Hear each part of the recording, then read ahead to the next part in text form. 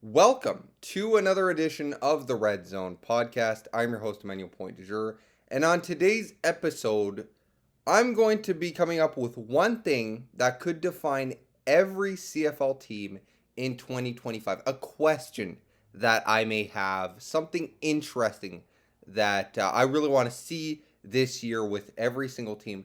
We're going to be starting in the West and we're going to be going to the East. So without further ado, let's get started.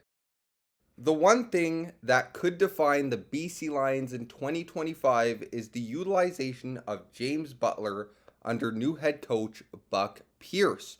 Buck Pierce, obviously the offensive coordinator the last few seasons in Winnipeg, and had a lot of success, with Zach Galeris, with Brady Oliveira. Early on in 2019 and 2021, when they won back-to-back Grey Cups, it was all about Zach Galeris, or mostly, he was winning the MOPs, a lot of passing yards, a lot of passing touchdowns, and then he was still throwing for a lot of yards and touchdowns in 2022, 2023, but it was more about the running game and Brady Oliveira, and that's why I think may translate to BC. What he's going to bring is more of the running game to the offense than just Nathan Rourke going crazy and throwing for 5,000 yards. I think he's going to try to utilize James Butler in the best way possible and make the running game more of a staple of BC's offense. That's just my opinion, and that's what Buck Pierce, he had success the last few years with Brady Oliveira. Brady Oliveira even won MOP. So I'm not saying James Butler will win MOP, but I think he could be really dangerous with Buck Pierce in this offense. It'll be definitely interesting to see what happens there.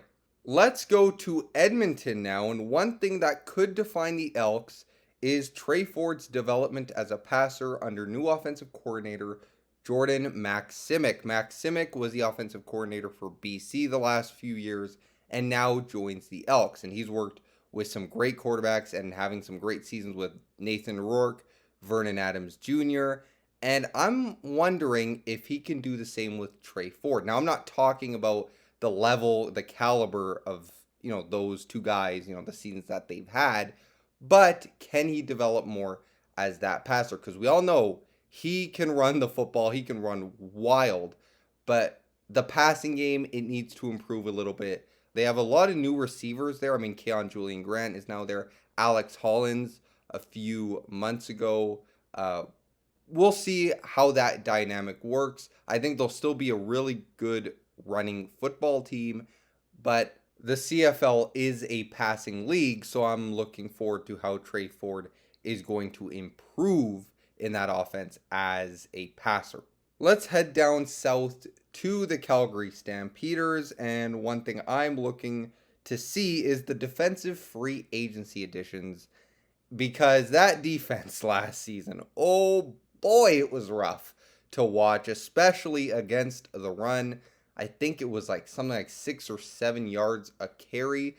So I really want to see how that defense is going to perform, especially against the run. You brought in Fuller or Malade, you brought in Miles Brown on that defensive line. Let's hope they can stop the run. Linebacking core, it's up in the air. We really don't know. It's a whole new, different core than it was last season. You have Derek Moncrief. You have Gary Johnson Jr. Who really knows? And Fraser Sopik retired. So that's not good. So there's a lot of questions there. The secondary, Ben LeBras, hopefully he can continue to develop after a pretty good first year as a Stampeder. There's a ton of questions that will need to be answered about this defense under Bob Slowick in 2025 if they can make, an actual push to the Grey Cup, because the defense is really important, especially near the end of the year. It wins playoff football games, so you need to have a good defense,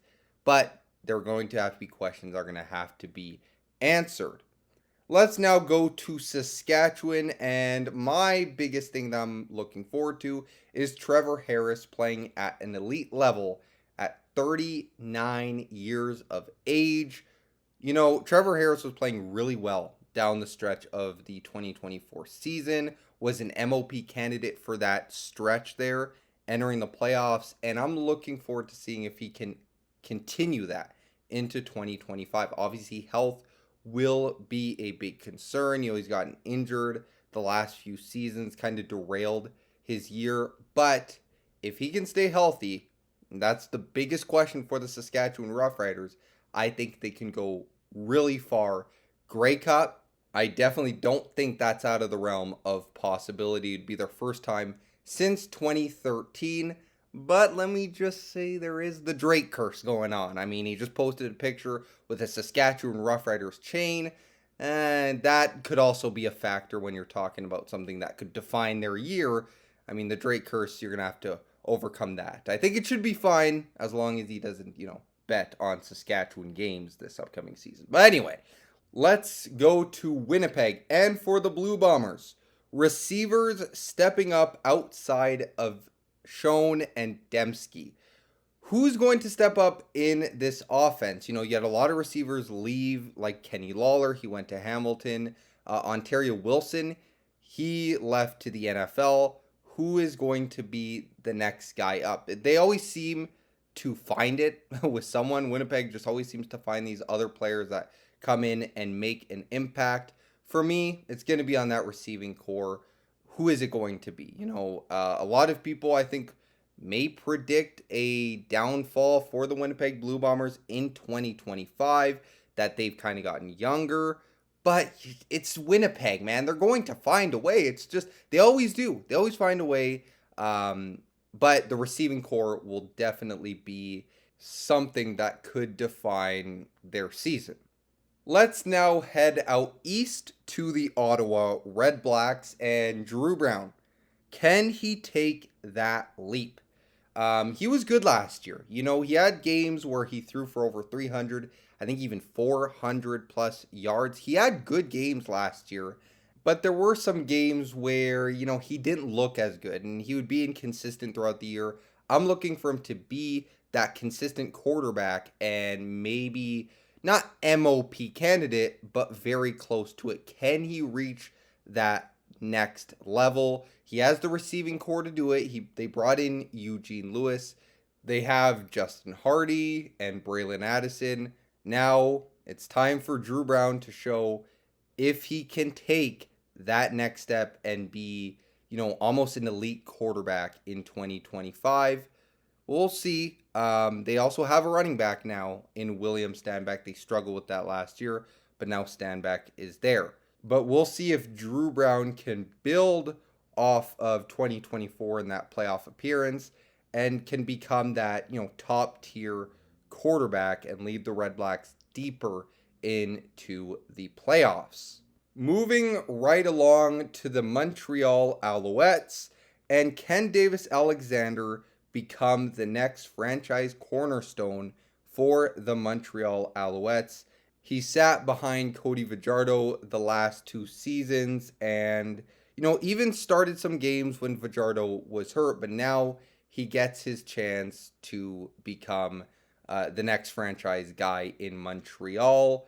And there are reasons to think he can be that guy. I mean, he went 4-0 when Cody Fajardo was out. He completed 69% of his passes for 1,347 yards, 6 touchdowns to only 2 interceptions. And he also showcased his mobility, having 166 yards and 3 touchdowns. So he kind of can be that dual threat quarterback. And with receivers like Tyson Philpott and Austin Mack, both that possibly could get 1,000-yard seasons, I mean, there's a lot of potential. And, the Alouettes could be in the Grey Cup again. Maybe not now, but in the next coming seasons with Davis Alexander at the helm. But that will depend on if he can build off of his 2024 and the minimal starts that he got and become the next franchise guy in Montreal. For the Toronto Argonauts, it will be maintaining winning ways despite another batch of departures in free agency. They proved it last year, right? They had a ton of guys, especially on that defense, leave, some on the offense, and they still found a way to not only, make it to the playoffs, get to the East Final. Chad Kelly goes down with injury, and we would think, well, okay, Winnipeg's going to win the Grey Cup. But Nick Arbuckle steps right in there, and somehow, they find themselves winning the Grey Cup, hoisting it at the end of the day, despite all those departures last season. I think it was more than what they had this year. That's my only big question with Toronto is, will they just keep on winning despite those losses?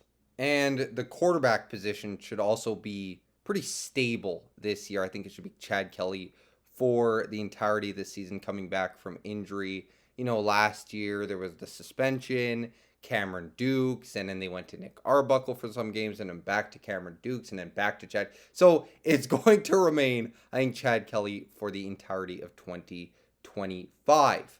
And we finally end off with the Hamilton Tigercats, and it's that defense rebounding under new defensive coordinator Brent Monson. And this was kind of a weird hiring, at least in my opinion, because Brent Monson was with the Calgary Stampeders last year, and yeah, their run defense wasn't too good. We'll get to previews, obviously, next week of every single game, but can he change some stuff on that defense? I thought Chris Jones did a really good job when he was brought in to be the defensive coordinator with the Ticats, but we'll see how Brent Monson does, especially against the run game. I know they struggled against the pass, allowed a lot of passing yards.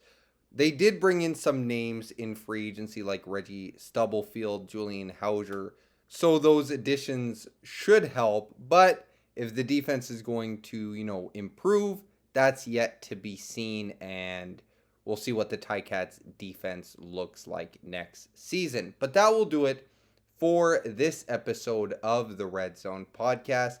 Let me know your thoughts in the comments below. What do you think is one thing that would define your team, or that will define your team next season?